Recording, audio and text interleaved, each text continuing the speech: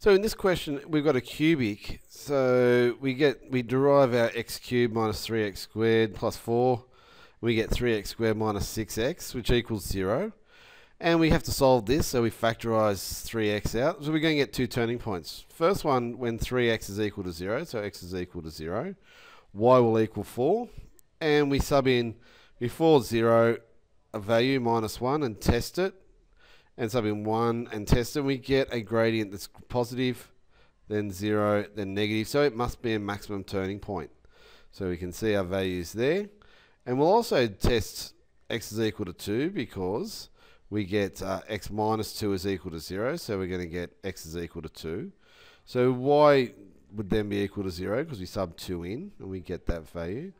And then we test before and after. So we'll test 1, we'll test 3 because that's before and after 2.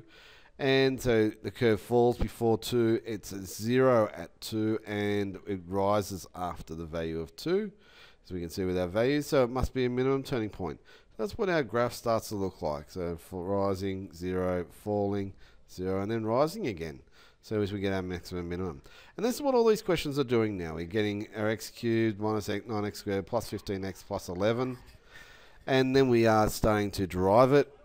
Factorize, set it equal to 0, which then is equal to 1. First one's equal to 1, so we get our y value of 18.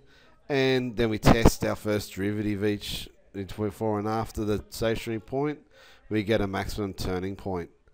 And then we test x is equal to 5, because that would be the other value of x, where it's going to turn, get our y value, and test the curve before and after. And we see that it falls because of negative gradient 0, and then rises because of the positive gradient. And then you can see that's what our graph would look like, because we're going to have a maximum turning point at x was equal to 1, minimum turning point at x is equal to 5.